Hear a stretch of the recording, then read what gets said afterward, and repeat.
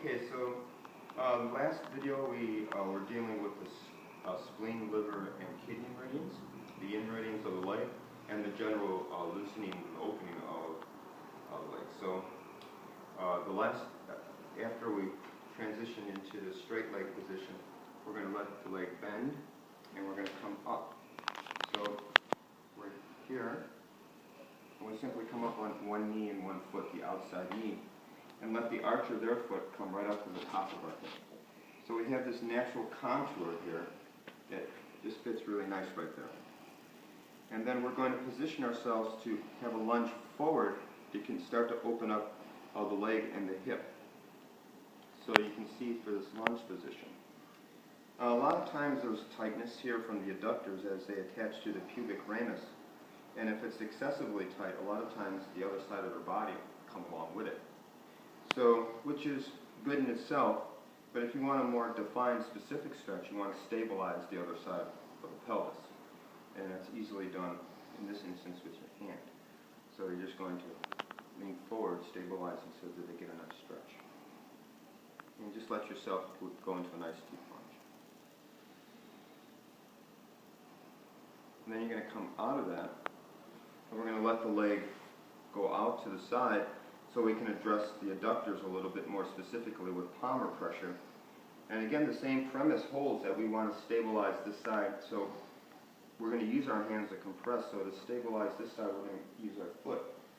So we'll let the foot come over their ankle to stabilize the leg. So now that side is stable, and then we can just lean in with our body weight and compress for the adductors.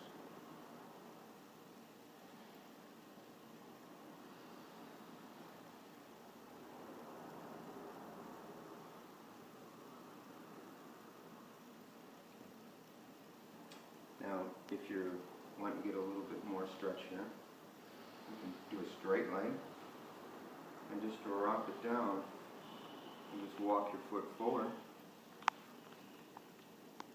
That's a nice sustained stretch. You can use this opposite knee to stabilize here, the hands free.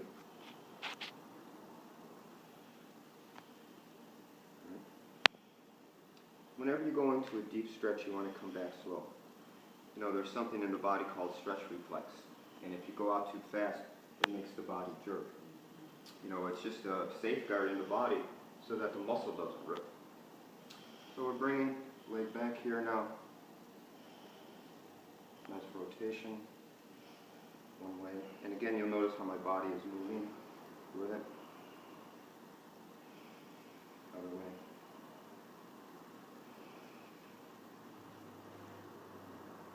I'm just going to bring the leg across the midline. So what we're trying to do is get a nice stretch opening up the hip, but also into the lower back. So not to overextend, we want to move up. And we can stabilize here. Here's the head of the humerus. We can use the palm of our hand to go right into soft tissue here, so that your fingers can curl over the humerus to stabilize. And this hand is on the outside of the knee, and then you just lean forward to get the stretch. If you're working with someone where there's a lot of tightness and you go just a little bit and you see their shoulder coming off, which you see a lot, you can do this variation where you put the arm down, palm up, and you can stabilize with a light pressure on the wrist, and this allows two hands here, one hand on the sacrum and the other hand on the lateral aspect of the knee, and then you can just, if the stretch is bigger, and it's an assisted stretch, so it's easier to deal with. And the other variation is that, again, if it's a heavier leg or somewhere where you feel like you need more of a focused pressure, your leg can come across, and now your hara, your center, is right over the area you're stretching, and you can go like this. Okay, everybody? So you're in this position, and we're just going to come with our knees right up against our sacrum. Because our knees, again, are lovely because they supply support, but also they have this round contour. So it's adding what's called a fulcrum, a point where you add to a system where things can be levered around it. But it's not very obtrusive, it's very smoother. And then we're just going to come with the leg this way. And up. So what that does is open up the SI joint. And it's a lever move. You just lean your body weight back. It's not muscling at all.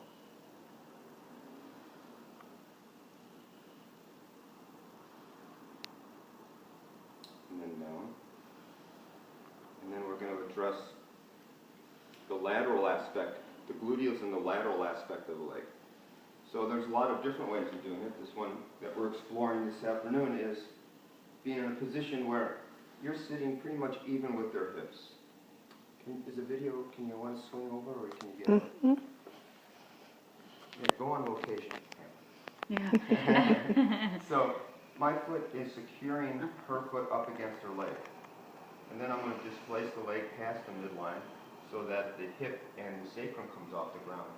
And my outside knee is going to come right into the gluteal area in the soft tissue between the lateral border of the sacrum and the greater trochanter of the femur. And then you're just going to bring their body back towards yours.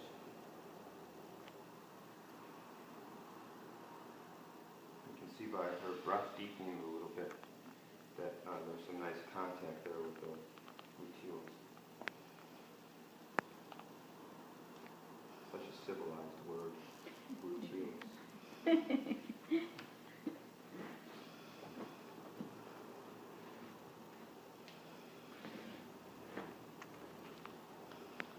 then moving out of the gluteal area, we're going to come into the lateral aspect of the leg. Now, we all know muscular iliotibial band, but also in Chinese medicine, the gallbladder meridian, which starts on the side here and comes inside of the torso, also comes right through the hip, through the iliotibial band, and through the peroneals, and up on the top of the lateral, on top of the foot, out the fourth toe.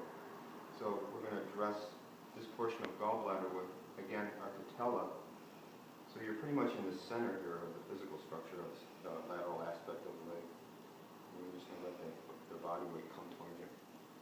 Nice and easy.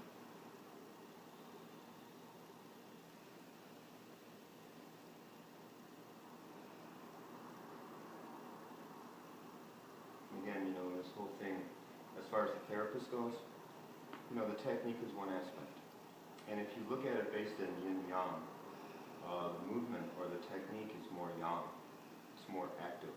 It's more movement. It's this way. But what really makes all of this work is the yin. It's like what your perception of the work and yourself and the person is on your inside.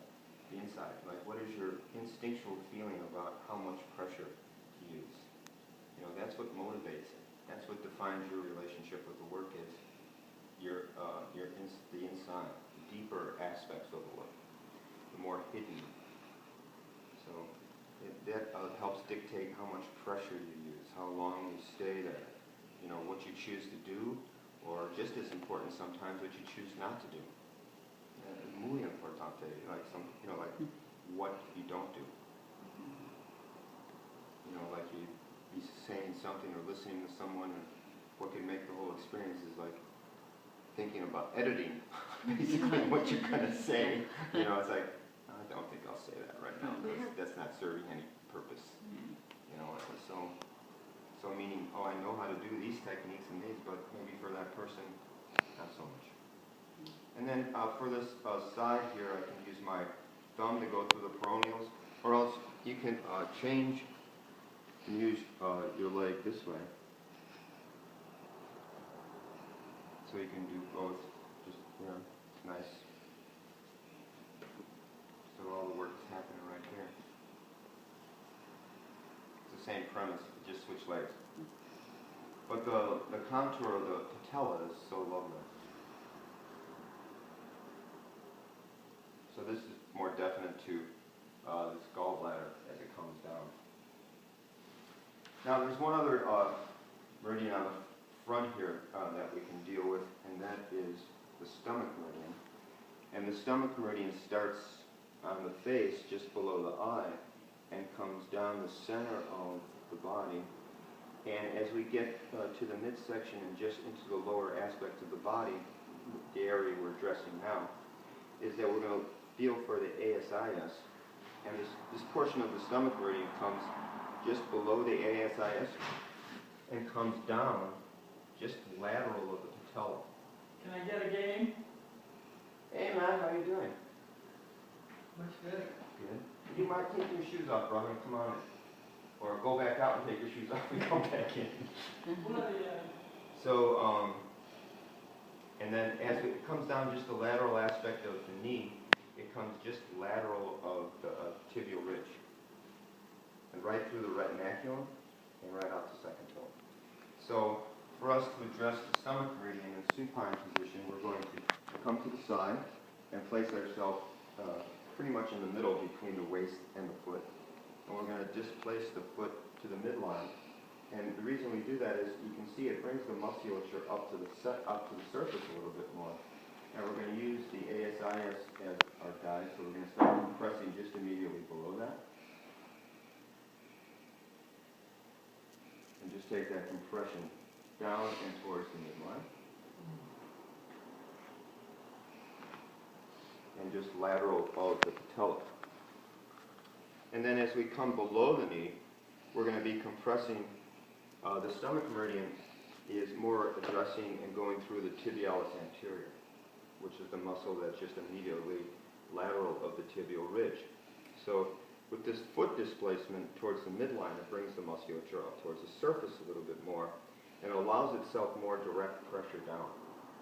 Because if you're like this, it's a little harder to get at, but just a simple displacement, since it rolls it up front, it can take a little bit more direct pressure.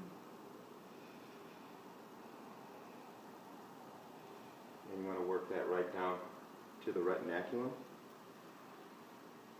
And I like to finish with a little thumbing here because the tibialis anterior is a lot of sinew. It's very fibrous muscle.